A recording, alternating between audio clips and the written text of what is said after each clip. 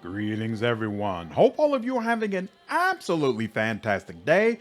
I'm in the mood to do another Baldur's Gate 3 build today. And who better to choose than Karlach, one of my favorite characters in the game, and one of the best romances as well. Here at Slandered Gaming, we do content on RPGs, more specifically CRPGs. So if that kind of content interests you, make sure that you like this video and subscribe for more content. I always like sticking with a character's canon class first, and for Karlach, that means we're going to be a barbarian. Barbarians get rage, which is going to give you additional damage when using melee or improvised attacks. You're also going to get unarmored defense, which means your constitution modifier is added to your armor class when you are not wearing armor. We're definitely going to take advantage of that.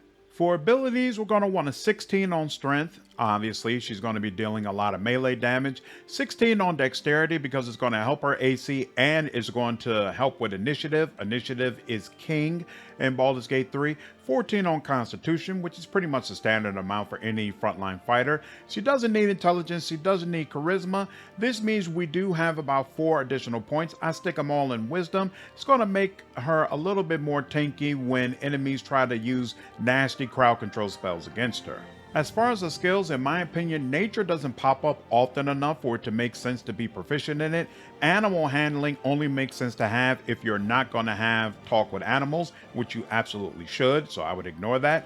Perception is fantastic to have, and most of your other party members don't specialize in it well, so this is a great option. And obviously, if you're going to talk with her a lot, intimidation can be useful as well. At level 2, you get Danger Sense, which is going to give you advantage on dexterity saving throws against trapped spells and surfaces. The advantage on spell saving throws is definitely nice to have when enemies are throwing fireballs at you. Surfaces doesn't really matter because for the most part you'll probably jump over them, and traps don't matter because you should be picking them up. You're also going to get Reckless Attack, which until your next turn gives you advantage on attack rolls, but enemies also have the advantage against you. So Barbarian is kind of a high risk, high reward type of play where you're constantly going to be vulnerable to enemies. They're going to be able to hit you easier, but you're going to do a ton of damage to them as well. And oftentimes you'll hit way harder than they are able to.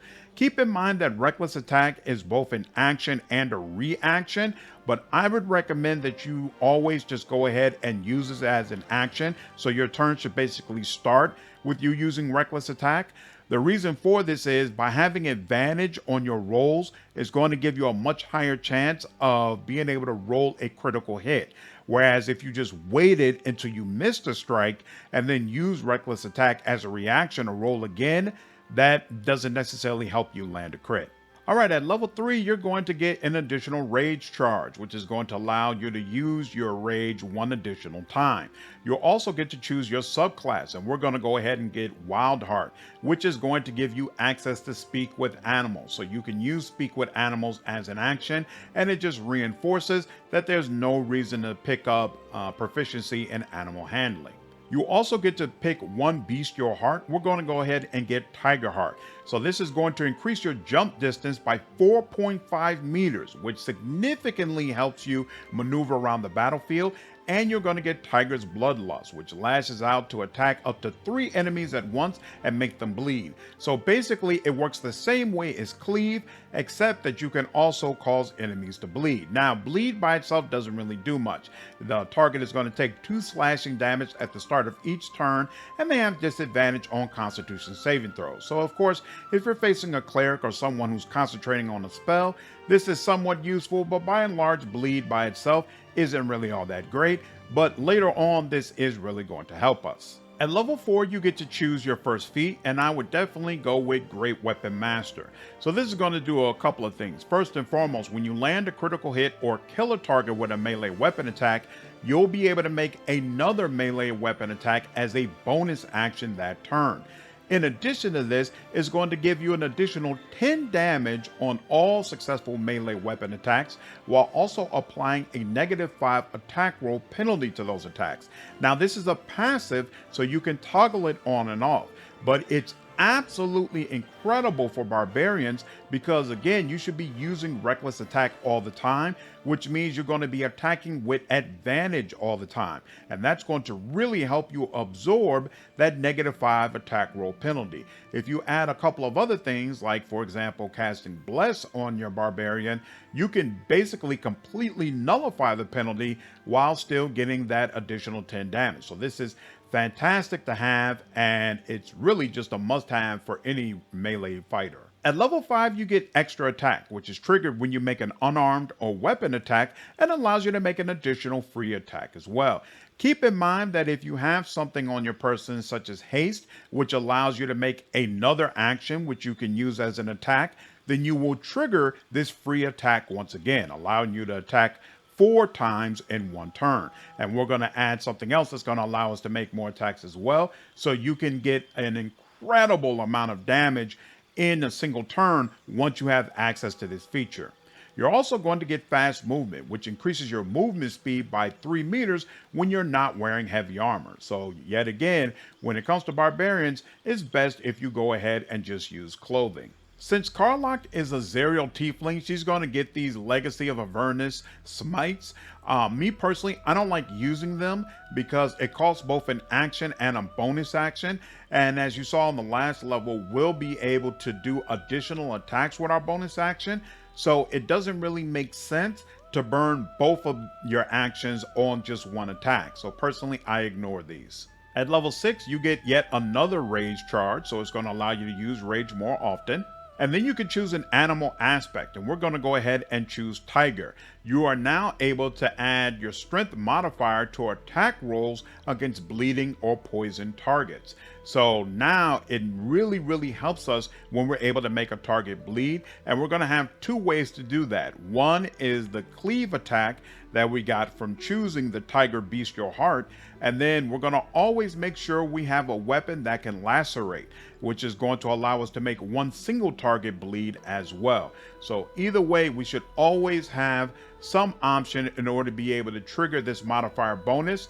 And by end game, you can get this to as high as around +6, which is a massive boost to your ability to be able to attack enemies. All right, now we're going to move out of Barbarian and multi-class into something different. And the reason for that is I don't think anything that Barbarian provides after level 6 is really all that great, especially compared to what you can get by multi-classing into something else. We definitely want to do something that's still true to Karlach's character, and so I'm really comfortable with Fighter. I think it's obviously something that she already is, and so there's not anything that conflicts with her as a canon character. Plus, I really like Fighter because they get feats faster than other classes, so by taking 6 levels here, we can still end with 3 feats, which is really nice. For fighting style, you've got a couple of options. We could go defense, which is going to give you a +1 bonus to armor class, but again, to me, Barbarian is high risk, high reward. Enemies are going to hit you. No need to put in a whole bunch of effort to try to limit that. Instead, I just go all in on damage. So I like great weapon fighting. When you roll a 1 or 2 on a damage die for an attack with a 2-handed melee weapon, which you should absolutely be using with Barbarian, that die is re-rolled once. I personally would go ahead and go with this. At level 2, you're going to get Action Surge, and this is going to allow you to take 1 extra action, which you can absolutely do to do another attack, which will then trigger another extra attack. So, fantastic way to pump out more damage. This is definitely a welcome part of our build. For subclass, we're going to go with Champion, which is going to reduce the roll needed to achieve a critical hit by 1. This isn't all that great for her because it's not like we have a ton of other things that are reducing that amount even further, but from, again, a canon perspective, I feel like this subclass fits her the most out of our available options, so we'll roll with it. At level 10, you're going to get another feat, so we'll take ability improvement. Go ahead and put 2 points into strength. At level 11, your fighter class will say that you get an extra attack, but keep in mind this does not stack with the extra attack you already have. At level 12, you're going to be able to select another feat, and I would absolutely recommend Pole Arm Master. So it's going to allow you to make an attack of opportunity when a target comes into range, and to use this feat, you have to be attacking with a glaive, halberd, quarterstaff, or spear. These are reach weapons, so you're going to be able to use that attack a little bit further than you would be able to with other weapons. It's also going to give you a bonus attack that you can use with these weapons that basically attacks with the butt of your weapon, it's only going to do 1d4 bludgeoning damage, but keep in mind that the extra 10 damage you get from Great Weapon Master is still going to apply to this. So it's actually still a fantastic way to whittle down or flat out take out enemies. You're definitely going to want to pick this up. All right, now let's look through the gear. To be honest with you, I did a lot of experimenting and playing around and moving around things throughout my playthrough. So this isn't really optimized for this type of character, but it does give you an idea of some of the things that you want. So for the helmet, I get a +2 bonus to attack rolls when attacking creatures that have already taken damage. And my unarmed and melee attacks deal an extra 2 necrotic damage as long as I don't have full health. If I don't deal any damage that turn, then I'm going to take 1d4 necrotic damage. I got no problems with that. Karlach is going to be attacking all the time. The cloak activates at the beginning of Karlach's turn, and it grants enemies disadvantage on attack rolls that target her, and the effect lasts until she takes damage. So this is a great way to mitigate some of the damage she experiences. For the clothing, I gain 15 temporary hit points whenever I rage, and I reduce all incoming damage by 2. Plus, whenever I'm struck by a melee attack, the attacker takes 2 piercing damage. This is alright. I had some previous clothing that increased my strength by 2 and significantly increased my carrying capacity. In hindsight, I probably should have stuck with that, but it is what it is. The gloves give me a +2 bonus to armor class as long as I'm not wearing armor or a shield. Karlach is never doing either, so this is nice. The boots give me a +1 to acrobatics, which really isn't relevant since she has such a high strength, but it also gives a +1 to AC. There's not really a lot of great boots for someone who's dealing damage from the front line, so this is nice to have. The locket, again, I played around a lot, so this one just gives dancing lights, completely irrelevant. The ring, at the beginning of the turn, the ring activates and heals you for 1d4 points, so interesting way to keep her up on her feet. I think there could have been another ring I used that added more melee damage, which would have been more useful in the slot. And then the other ring does give me 2 acid damage, so that's definitely nice to have. The bow reduces the roll I need for a critical hit by 1, so that works really nicely with Champion. But really, to get the most out of Champion, you want like 3, maybe 4 things that help to reduce that roll, and then you're really cooking with gas. And then finally, for my halberd, of course, by using this weapon, it's going to activate my pole arm feat, and it gives me a +1 bonus to initiative rolls and advantage on perception ability checks. And when I make an attack roll as a reaction, which she does all the time, you're going to make it with advantage. So great stuff all the way around. All right, let's go into the combat example. I had to jump down here, so that used up my action. So then I just use action surge to give myself another action. That's the advantage of having it. And let's go ahead and use Tiger's Bloodlust, which is going to attack both of these characters while also making both of them bleed. And we'll go ahead and use Reckless Attack. So this is the one situation where I'm comfortable with not starting out with Reckless Attack. When there's an opportunity to attack 2 different enemies, I prefer to just go ahead and get straight to it. So we missed one of them, but we were able to hit the other one, and she's bleeding now as well. So now we'll go ahead and use Cleave. And excellent, we did a critical hit on one and wiped out the other. So then if we look at the log, and so then if you look at the attack roll for Karlarina, you'll see that we got a +4 from Aspect of the Beast Tiger, and that's applying to the attack roll, helping to ensure that we hit with our attacks. And so the first attack did what, 23 damage, and then the other one did looks like about 30 damage, and both of them died. Excellent stuff. Do I have enough? I don't think I have an... Oh, yep, it's gonna let me come up. Excellent. I'll come up here and we'll deal with them in just a moment. Try to run away. That's not gonna happen. Critical hit at that.